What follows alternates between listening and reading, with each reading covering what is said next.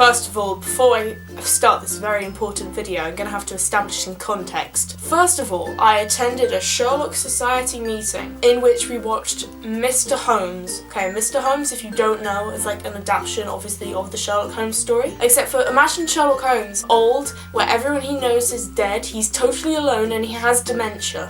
It was the most heartbreaking thing I've ever seen in my entire fucking life. After that, I was meant to go to a societies evening.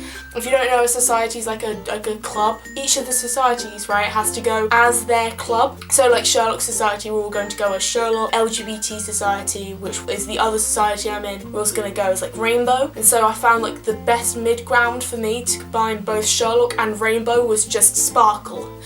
So I came as a Sparkle. Unfortunately, the people of both Sherlock Society and of LGBT Society decided that they were going to be pricks and not turn up, because apparently people are tired and don't want to be out until 3 o'clock in the morning on a Monday night when they have a 9 AM lecture. I personally think that's a total load of rubbish. Second bit of brief context to this video, this thing here, the damaged parts of my arm, are the proof I want you to show to people who say that archery is a pussy sport. So because of these two events, I've decided that I'm going to do exactly what I was planning to do all along a Society's night, which is get drunk and watch Sherlock, but do it in my room instead. So hence, welcome to a new segment of my channel, Tipsy OTPs, the time where I get drunk and talk about OTPs, hence the name. Well done me.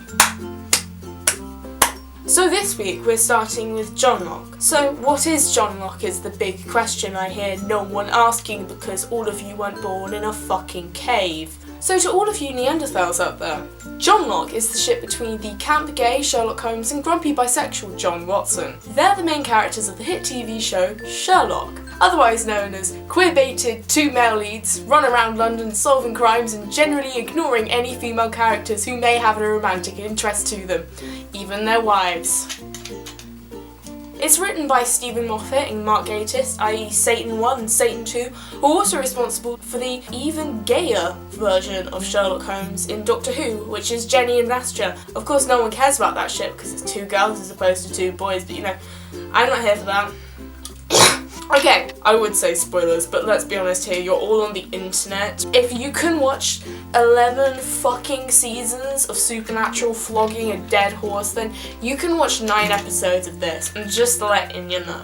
At the beginning of the show, John is a soldier, because Sherlock totally isn't into soldiers. Living alone in London, nothing ever is going to happen to him. Sherlock Holmes, the walking embodiment of adrenaline and sexually filled dreams, saunters into his life with a riding crop, and let's be honest, how could Johnny Boy say no? The following episode proceeds with the gayest scenes I've ever seen in my short, insignificant existence. It literally includes the phrase, "Do you have a girlfriend then?" "No, not really in my area." And yet people still think that Sherlock's straight. There's many different parts of this community. Trash shippers who basically get mad with the the long duration of time spent in between seasons. The TGLCers who have turned their madness into productivity and decided to upstage anyone with a creative writing, an English or a film degree by being the best fucking goddamn meta writers you will see out there. So why should you ship John and Sherlock, which is the big question on everyone's lips? Because you fucking have eyes, man. Even John's wife ships Johnlock. I'm sorry, I'm really fucking sorry, but I do not look at my best friends platonically in the way that John and Sherlock eye fuck each other when they're at a crime scene, or eating dinner, or generally involving anything which has them in the same room or facility as each other. I ship them because they literally would die for each other, and then punch each other over it.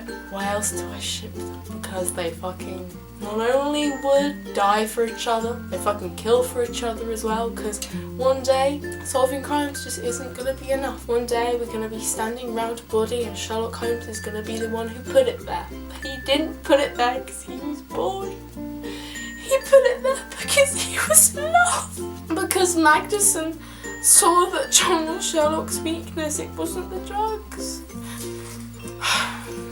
fucking Magnuson. John didn't even know Sherlock for more than 24 fucking hours, and well, maybe a bit more. Sherlock, what? And he killed for him.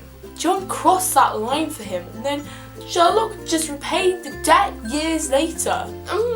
And there's all these gay jokes which are like really funny, but actually they're not funny because they're true. John's like, I'm not actually gay, and Irene's like, well, I am. Look at us both. And she says, look at us both because they both love Sherlock. And then the knee grab, the drunken knee grab, i.e. the scene that sparked 1,000 fan fictions. What part of this is not suggestive to you? I'm going to lean over, I'm going to grab your knee tenderly, and you're going to say, I don't mind. If it's not gay, then why? It's a question I ask myself frequently when watching this show. That's another reason why I ship them. Okay, so guys, that was Tipsy OTPs. If you have any recommendations for OTPs and you want me to do this series again, comment down below in the comments, tweet me. I have Twitter, okay, I'm good at Twitter. I say funny things on Twitter. Like, share, tweet. Yeah, wait, is that what you say? Please subscribe to me. I'm cool. I'm not usually drunk, but who knows? I could be. I'm a student. I could just turn into an alcoholic. Oh no, that landed on my Thank you for watching. I will see you soon. I'm gonna have a hangover. I can just sense this now. Okay, bye.